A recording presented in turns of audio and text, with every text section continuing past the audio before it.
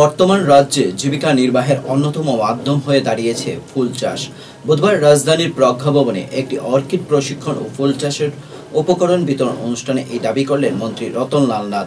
রাজ্য সরকারের হর্টিকালচার দপ্তর এবং সিকিমের ন্যাশনাল রিসার্চ সেন্টার ফর অর্কিডের যৌথ উদ্যোগে এই প্রশিক্ষণ শিবিরের আয়োজন করা হয়েছে।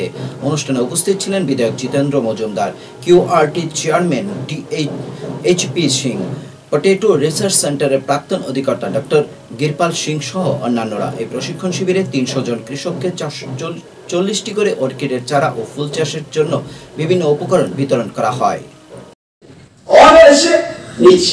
তো আগে যেটা আমার অনুরোধ থাকবে আপনাদেরকে যে অর্কিড একটা ভালো উদ্যোগ নিয়েছে, কিন্তু আমার একটা রিকোয়েস্ট আছে আপনাদের কাছে, যারা অতিথিরা এসেছেন, বিশেষ করে ডাইরেক্টর সাহেব, আপনাকে বলছি যে আমাদের one request to set up one ICAR based network center in Tripura. এটার জন্য একটু আপনি দেখবেন, কারণ আরেকটা জিনিস দেখবেন, এটা আমরা ন্যাশনাল রিসার্চ সেন্টার,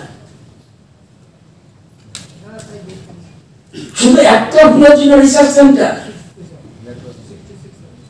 ইন্ডিয়াতে কোন ফুলের জন্য রিসার্চ সেন্টার আছে? গোলাপের জন্য আছে, জাফরের জন্য আছে, বা অন্যান্য ফুলের জন্য আছে? নেই। তাহলে বুঝতে হবে শুধু একটা ফুলের জন্য রিসার্চ সেন্টার সিকিম। এবার বুঝে নিন দেশের গভর্নমেন্ট, বর্তমান প্রধানমন্ত্রী অর্কিডকে কি গুরুত্ব দিচ্ছে, এবং এটা কিন্তু দীর্ঘমেয়াদী। একটা অর্কিড ফুল যতদিন থাকবে, গাঁদা ফুল ইত্যাদি রাখতে পারবেন না, ইভেন গোলাপ রাখতে পারবেন না, রজনীগন্ধা রাখতে পারবেন না, অন্য কোনো ফুল রাখতে পারবেন না। অর্কিডের কিন্তু দীর্ঘায়ু, তা অনেকগুলি অনেক দিন পর্যন্ত টিকে।